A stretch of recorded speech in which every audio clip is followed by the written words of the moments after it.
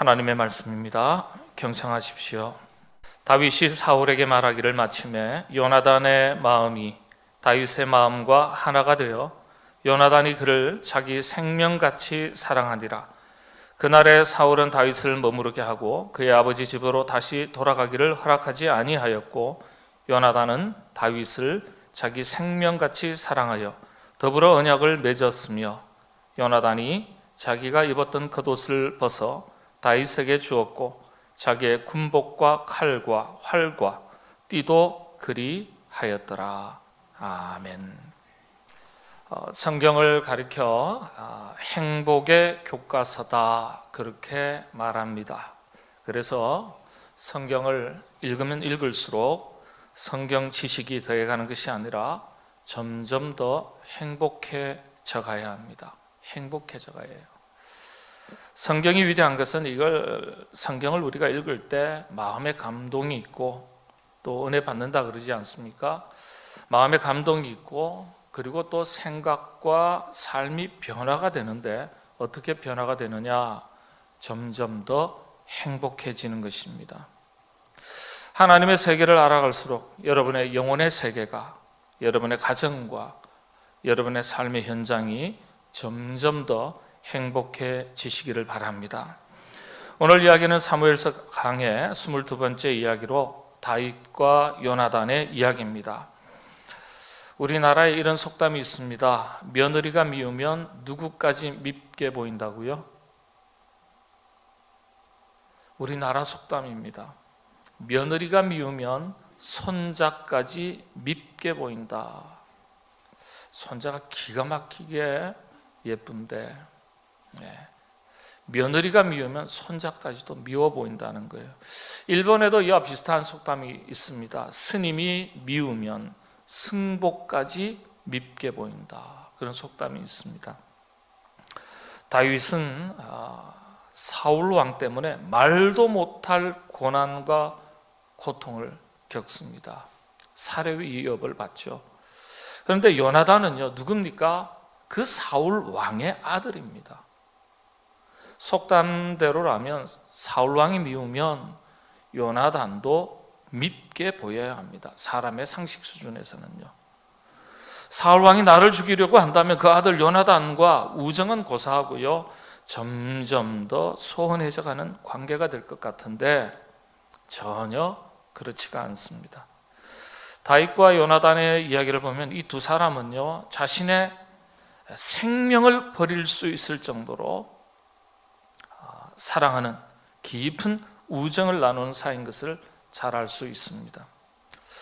로미오와 줄리엣처럼 집안이 원수지간이라 할지라도 남녀간에 사랑하는 연인 사이라면 이런 사랑 있을 수 있다, 그렇게 생각할 수 있습니다. 그런데 남녀 연인 사이도 아니고, 그렇죠? 그런데 왜 이토록 요나단이 다윗을 아끼고 다윗이 요나단을 아끼고 사랑하고, 특별히 요나단이 다윗을 아끼고 사랑하고 보호하고 자신의 생명을 내어줄 정도로 지키려고 했을까? 또 다윗 역시 그런 요나단을 오해하지 않고 경계하지 않고 순수한 마음으로 서로의 우정을 주고받습니다. 뭔가 서로 기가 막히게 마음에 드는 구석이 있어서 그럴까요? 그 이유가 무엇이겠습니까?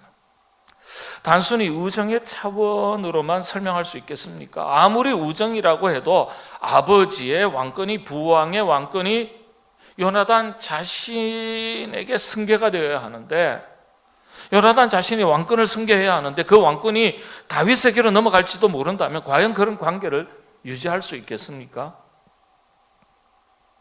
권력은 부자지간에도 나누지 못한다는 말이 있습니다. 그렇죠? 친구지간에, 그것도 왕권을 넘긴다는 것, 이거 쉽지 않은 일이 아니라 거의 불가능에 가까운 이야기입니다. 진실한 친구, 목숨을 내어줄 수 있는 친구의 사랑 이야기, 우정을 설명할 때 대표적인 사례로 다루어지는 것이 이 두 사람의, 다윗과 요나단의 이야기입니다. 그런데 일반적인 상식 수준에서 관점에서 볼 때 두 사람의 관계는 쉽게 이해할 수 없는 부분들이 대단히 많습니다. 우리는 성경의 전체적인 내용을 다 꿰뚫고 있기 때문에 그런 점에서 별 질문 없이 다윗과 요나단의 이야기를 목숨까지도 내어줄 수 있는 진실한 친구 이야기로, 우정 이야기로, 사랑 이야기로 쉽게 받아들입니다. 아하, 그렇구나. 우리도 그런 좋은 친구 만나야지. 좋은 친구 관계를 맺어야지, 유지해야지. 그런 차원에서 교훈을 얻고 지나갑니다. 자세히 들여다보면 이해할 수 없는 부분들이 너무 많거든요. 이런 이야기를 성경이 기록한 것은 어떤 의도, 목적이 있지 않겠어요? 성경이 다윗과 요나단의 이야기를 통해서 보여주고 싶은 것이 있다면 과연 그것이 무엇이겠습니까? 그것이 무엇이겠습니까? 오늘 여러분들께 드리는 질문입니다. 답을 한번 생각해 보시죠. 사람 사이에 말씀드린 대로 좋은 관계 맺고 살아라 하는 정도의 이야기일까요? 물론 그것도 포함되어 있습니다. 사람 사이에 좋은 관계 맺고 살아가야 합니다. 관계의 연금술, 아주 참 전 세계적으로 널리 알려진 책인데 우리 한국에 이미 번역돼서 출판이 되었습니다. 이 관계의 연금술의 저자이고 또 한때 미국 클린턴 대통령의 내과 담당 주치의로도 활동했었고요. 지금은 이제 캘리포니아 샌프란시스코 금문교를 넘자마자 오른쪽에 아주 예쁜 바닷가에 마을 하나가 있습니다. 소살리토라는 마을인데요, 동화 같은 그런 마을입니다. 여기에 예방의학 연구소 하나가 있는데 그 책임을 맡고 계신 분이 미딘 오니시라는 교수님, 박사님이세요. 이분이 관계에 대해서 굉장히 연구를 많이 하셨는데 그 연구 결과 중에 이런 내용들이 있습니다. 규칙적인 포옹은 인간의 수명을 5년까지 늘려주는 것을 연구 결과로 발표하셨어요. 또 인간에게 가장 큰 행복감을 주는 것이 좋은 인간관계에서 비롯되는 것을 연구 결과로 전 세계 학계에 발표를 했습니다. 좋은 인간관계, 건강은 물론 수명에도 그리고 행복에도 큰 영향을 미칩니다. 자, 그런데 성경이 다윗과 요나단의 이야기를 통해서 그 정도의 이야기를 보여주기 위해서 이 이야기를 기록했을까요? 오늘 본문은 다윗과 요나단이 자신의 목숨을 다해서 서로의 생명을 지켜주겠노라고 언약을 맺는 내용입니다. 맹세하는 내용이에요.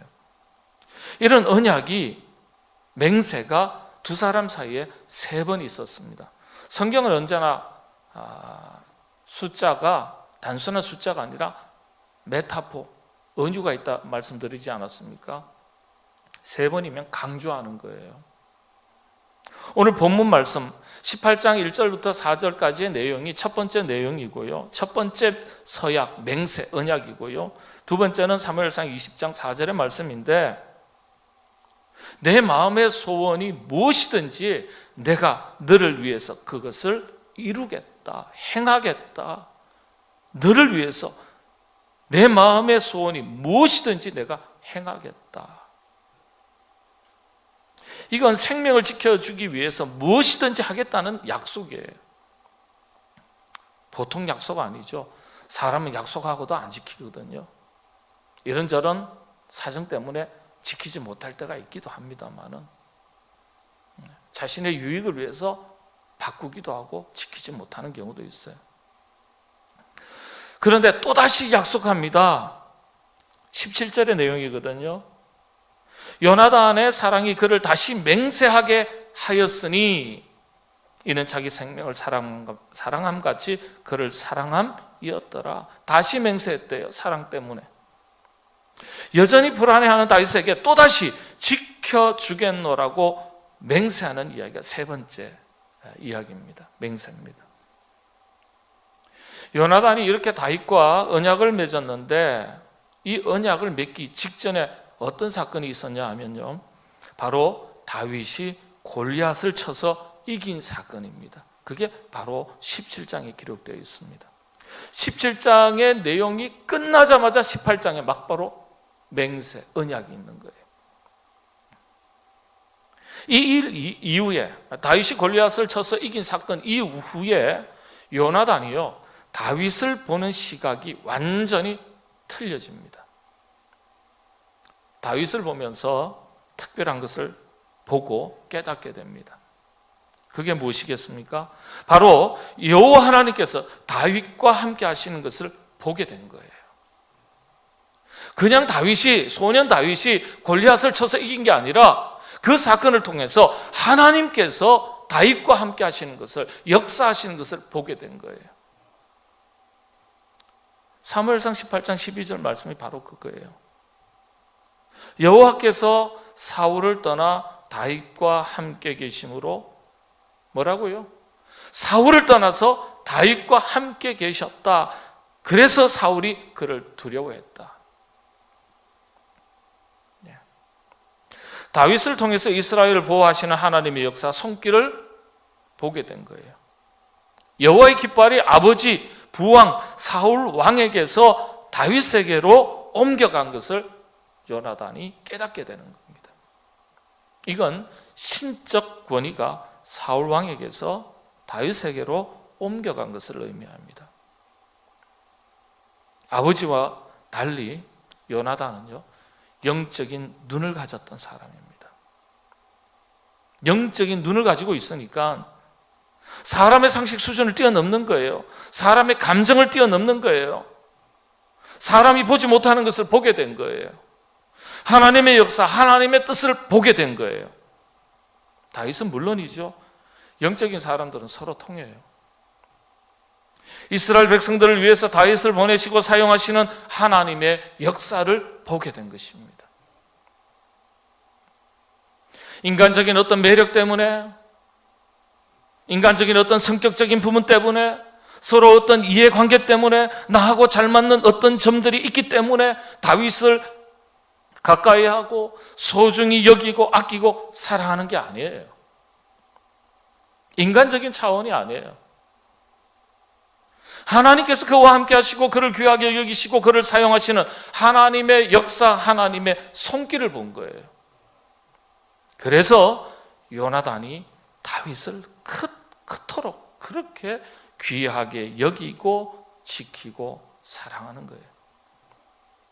인간적인 감정, 인간적인 이해 때문이 아닙니다. 인간적인 감정과 인간적인 이해라면 멀리해야 돼요. 요나단은 다윗을 멀리해야 돼요. 다윗도 요나단을 멀리해야 돼요.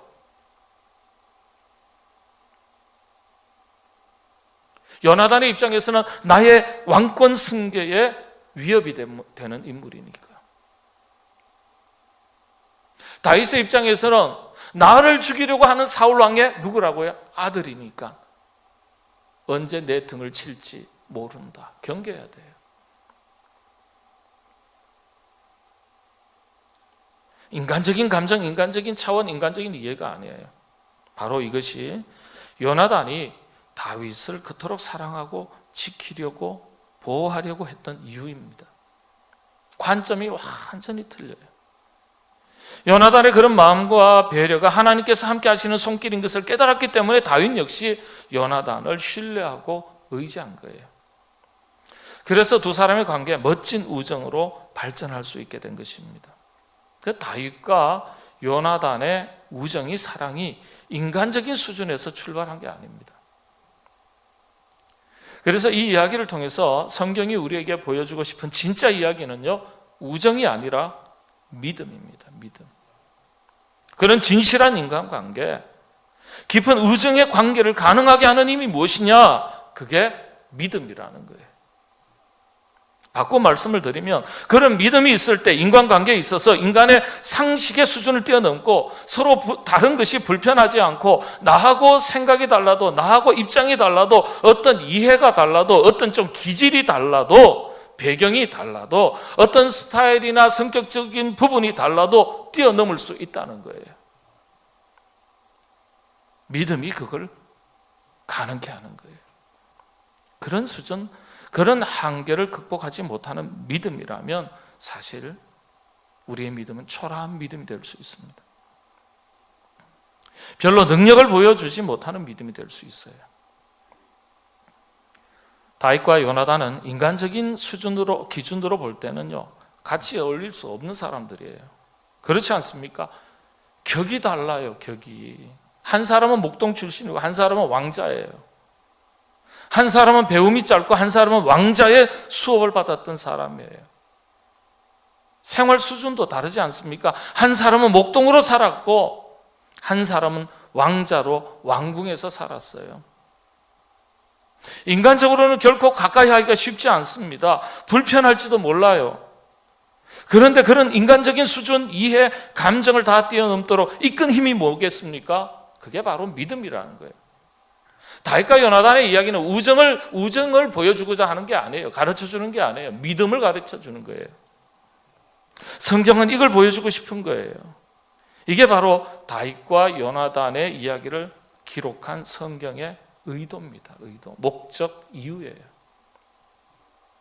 마침내 이 믿음이 두 사람의 관계를 더욱 발전시키고 우정을 더욱 깊게 이끌고 가는 거예요. 그래서 나중에요, 요나단이 죽었을 때 그 우정이 얼마나 깊었던지 다윗은 요나단의 죽음 앞에서 그렇게 애통해야 합니다. 내 형 요나단이여, 내가 그들을 애통함은 그들은 내게 심히 아름다움이라. 그대가 나를 사랑함이 기이하여 놀랍다. 사랑할 수 없거든요. 나를 지키고 보호해 줄 수 있는 사람이 아니거든요. 나하고는 달라도 너무나 다른데 그럼에도 불구하고 자기의 목숨을 내어주기까지 나를 사랑하다니 여인의 사랑보다 더하였도다. 그렇게 고백하는 거예요. 여러분, 그렇습니다. 이게 가능한 게 믿음 때문에 가능한 거예요.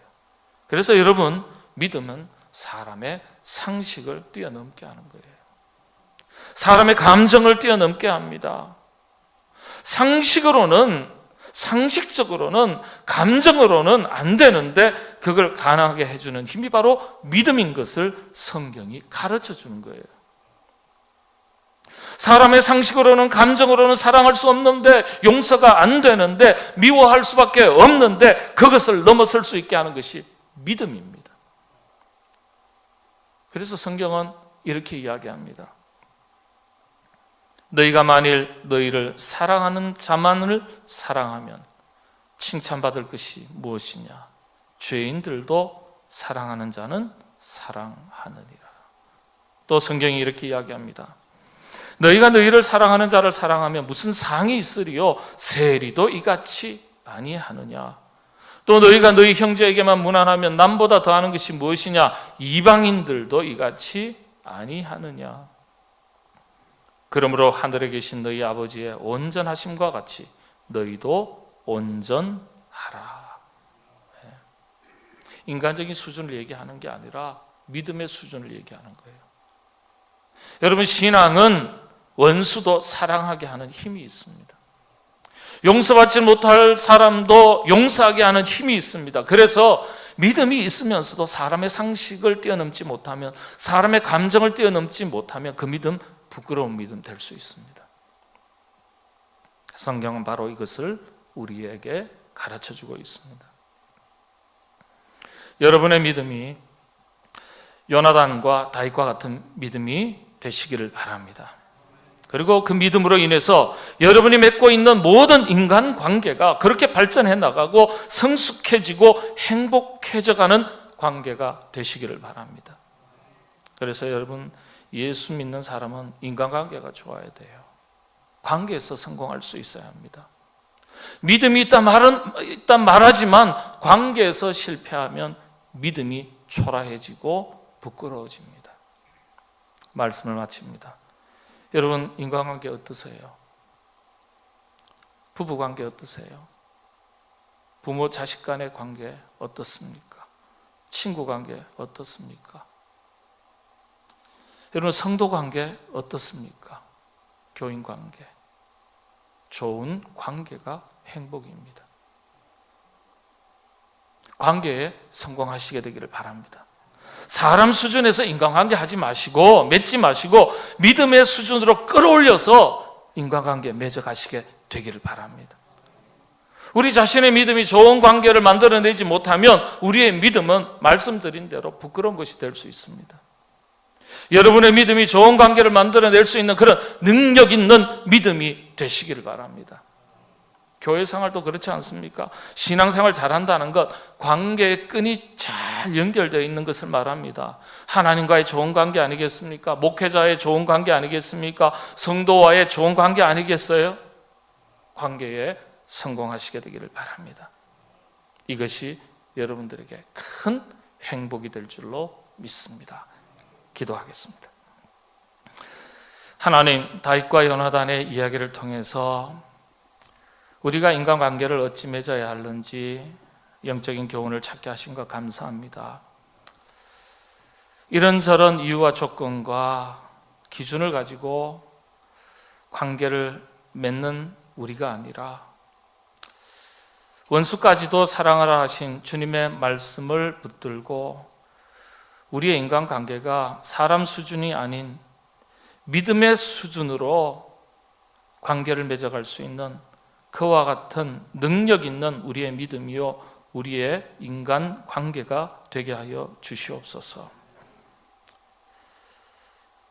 사람 좋다, 믿음 좋다 그 이야기 다 들을 수 있지만은 하나님, 믿음 좋다는 이야기 관계에서 증명되는데 하나님, 무엇보다도 하나님과의 바른 관계 잘 맺어갈 수 있도록 도와주시고 그 믿음 때문에 사람과의 관계도 잘 맺어서 우리 삶이 참으로 행복해질 수 있도록 성령님 도와주시옵소서.